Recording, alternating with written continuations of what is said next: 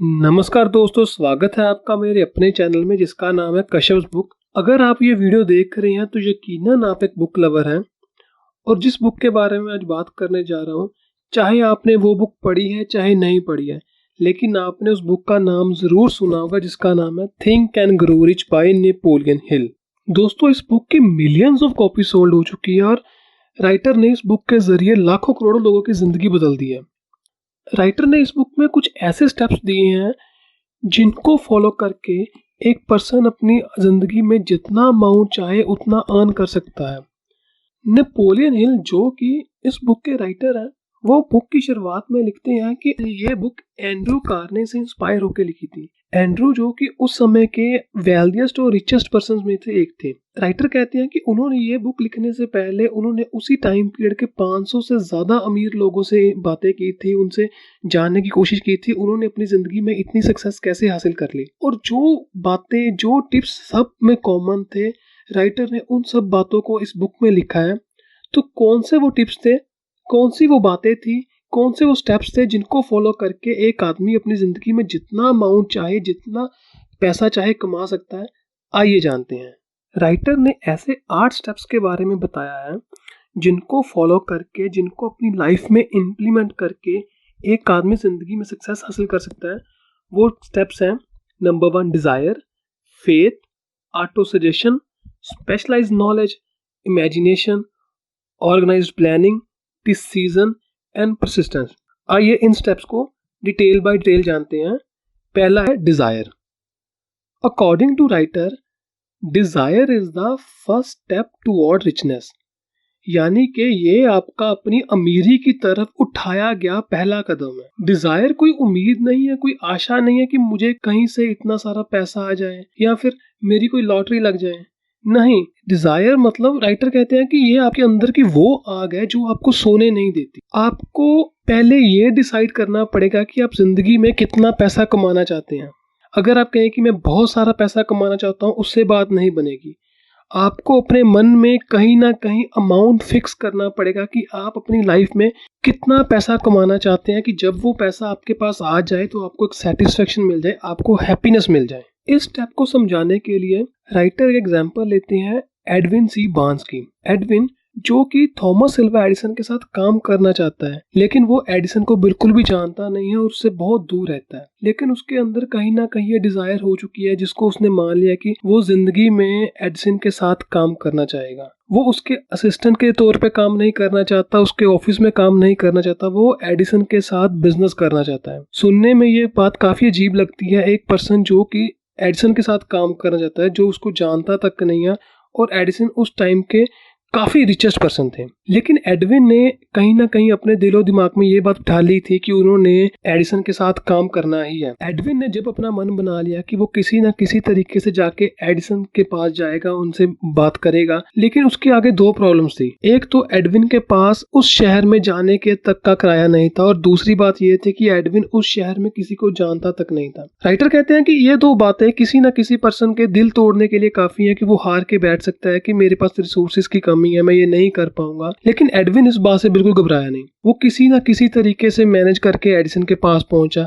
उसने एडिसन को इंटरव्यू दिया और एडिसन उसके इंटरव्यू से इतने इंप्रेस नहीं हो पाए कि वो उनसे कुछ बिजनेस की बात कर सके। लेकिन एडिसन ने उसे अपने यहाँ नौकरी पे रख लिया और एडविन कहीं ना कहीं खुश भी था कि उसको चलो एक मौका तो मिल गया कि वो उनके साथ काम कर सकता है। धीरे धीरे काम करते करते एडविन ने एडिसन को इम्प्रेस तो कर लिया अपने काम से, लेकिन कहीं ना कहीं एडविन के दिमाग में यही चलता था कि वो किसी ना किसी तरीके से एडिसन के साथ बिजनेस करे।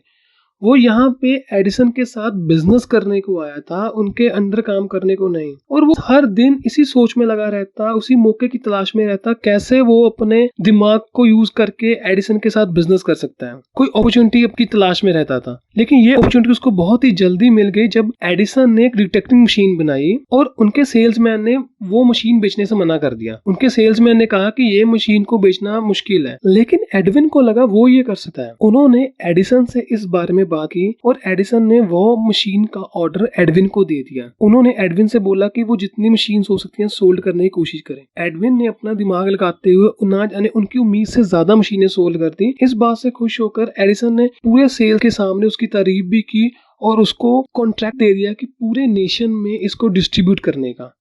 तो ऐसे करते हुए एडविन उनके साथ बिजनेस कर पा और एडविन काफी खुश भी था। राइटर बोलते हैं कि हमारे अंदर एक बर्निंग डिजायर होनी चाहिए, हमें अपने पर्पस की क्लैरिटी होनी चाहिए कि हम करना क्या चाहते हैं। अपने मन में एक अमाउंट फिक्स कर लो जितना हम अर्न करना चाहते हैं, और उसके बाद एक बात आती है कि हमें ये भी डिसाइड करना पड़ेगा कि उस अमाउंट को अर्न करने के लिए हम बदले में क्या देने को तैयार हैं। जितना अमाउंट हमने फिक्स कर लिया है उसके बदले में हम उतने एफर्ट उतने टाइम देने को तैयार है भी है या नहीं है। उसके बाद राइटर कहते हैं कि हमें एक बिल्कुल एग्जैक्ट प्लान बनाना पड़ेगा। हमारी स्टेटमेंट बिल्कुल क्लियर होनी चाहिए, हमें अमाउंट का पता हो हम कितना अर्न करना चाहते हैं, हमारे पास डेफिनेट प्लान हो और हम जो उस अमाउंट के बदले एग्जैक्ट टाइम और अपने एफर्ट देने के लिए तैयार हो। राइटर बोलते हैं जब आप ये सब फिक्स कर लेते हैं तो इस स्टेटमेंट को कहीं एक पेपर पे लिख के अपने सामने पेस्ट कर लीजिए, जहाँ पे आते जाते दिन में 2 बार आपकी निगाह वहां पड़नी चाहिए। इससे होगा चाहे कुछ भी नहीं, लेकिन वो आपके बातें दिमाग में जब उसको बार बार रीड करोगे वो बातें आपके दिमाग में ऐसे फिक्स हो जाएंगी और आपके अंदर से कहीं ना कहीं उसको अचीव करने के लिए कुछ ना कुछ जोड़ तोड़ निकलने शुरू हो जाएंगे कि मैं कैसे ना कैसे जल्दी से जल्दी उस ऑब्जेक्ट को क्लियर कर लूं, उस ऑब्जेक्ट के उस अमाउंट जो मैंने सोच लिया उसको अर्न कर लूं। सेकंड स्टेप है फेथ। आपका अपने खुद पे यकीन होना चाहिए कि आप क्या वो चीज को अचीव कर सकते हैं कि नहीं कर सकते। अगर आप खुद कहते हैं कि चलो ठीक है यार ट्राई करके देख लेता हूँ, हो गया तो ठीक है वरना जॉब तो कर ही रहा हूँ, अपना बिजनेस तो है ही है, ऐसा माइंडसेट हमें कहीं भी लेकर नहीं जाएगा। तो आप वो कुछ चाहे काम स्टार्ट ना ही करो तो अच्छा है। आपका खुद पे यकीन होना जरूरी है। जैसे राइटर ने पिछले स्टेप में बोला था कि आप अपने पर्पस को क्लियर करके जो अमाउंट आपने सोचा है, जो करियर आपने सोचा है, जो काम आपने करने की सोची है, उसको कहीं पे लिख के पेस्ट कर दो। जब दिन में रूम से निकलते वक्त आते जाते जब आप दिन में 2-3 बार उसको पढ़ोगे तो आपका खुद ब खुद उस पर बिलीव होना शुरू हो जाएगा, आपका खुद ब खुद उस पर फेथ आना शुरू हो जाएगा।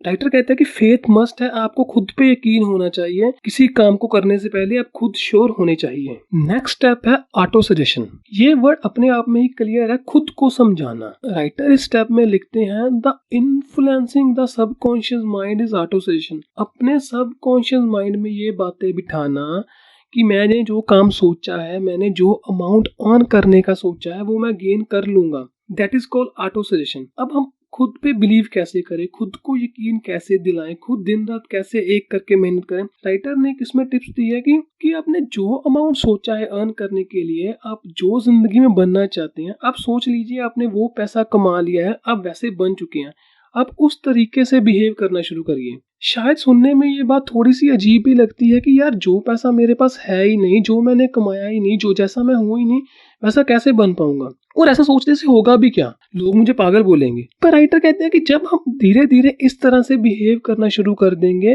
जब हम सोच लेंगे कि मैंने वो पैसा कमा लिया है, तो कहीं ना कहीं धीरे ना धीरे हमारा दिल और दिमाग में वो बातें बैठनी शुरू हो जाएंगी। हम कोई ना कोई तरीका निकालना शुरू कर देंगे, कोई ना कोई ऑनलाइन देखना शुरू कर देंगे, मतलब किसी ना किसी जोड़ तोड़ से हम वो पैसा वो ऑब्जेक्ट पाने के लिए पूरी कोशिश करेंगे। नेक्स्ट स्टेप है स्पेशलाइज्ड नॉलेज। नॉलेज 2 तरह की होती है, एक होती है जनरल नॉलेज और एक होती है स्पेशलाइज्ड नॉलेज।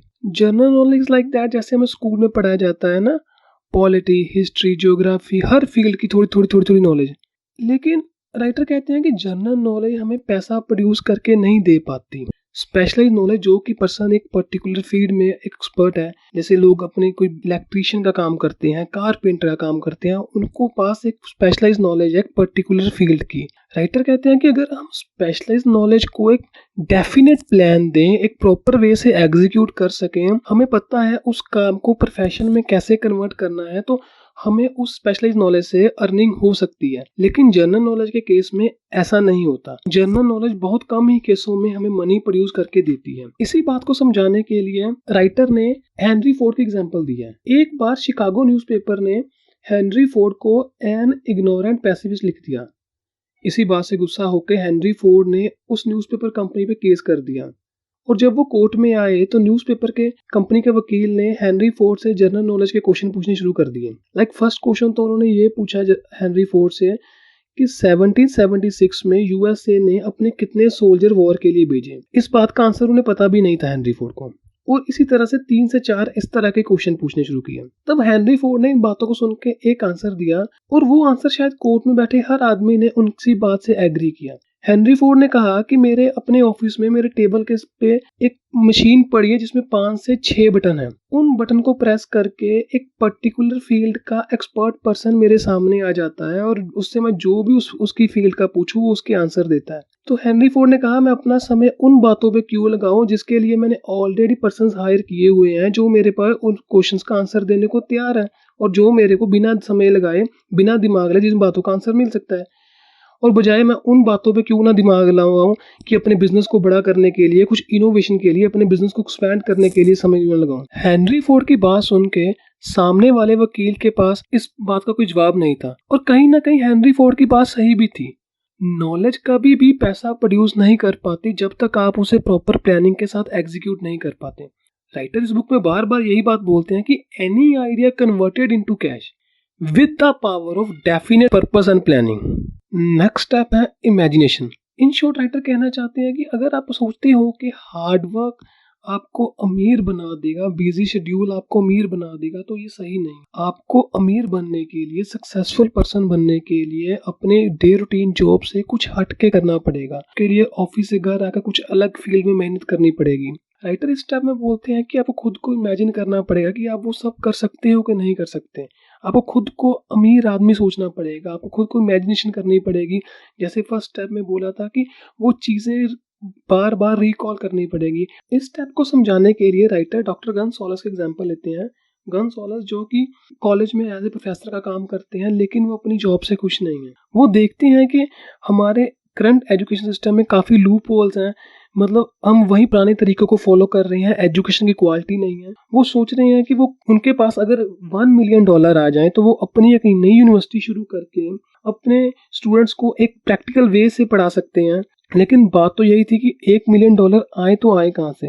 वो हर दिन सुबह कॉलेज जाते, शाम को वापस आते और वो रोज सोचते वो क्या कर रहे हैं, वो क्यों कर रहे हैं। वो जानते थे कि $1 मिलियन के साथ उनकी हर प्रॉब्लम सॉल्व हो सकती है, लेकिन $1 मिलियन आए तो आए कहाँ से। वो रोज रात को सोते वक्त उस बारे में सोचते, उठते वक्त उनके दिमाग में वही कुछ चलता रहता। धीरे धीरे करते करते वो चीजें ऑब्सेसिव बन गई। उनके दिमाग में ये बातें बैठ चुकी थी। अब उन्होंने $1 मिलियन कहीं ना कहीं से चाहिए तो चाहिए, लेकिन आए तो आए कहाँ से। ये सोचते सोचते वो 2 साल निकल चुके थे, अभी कुछ नहीं हो रहा था।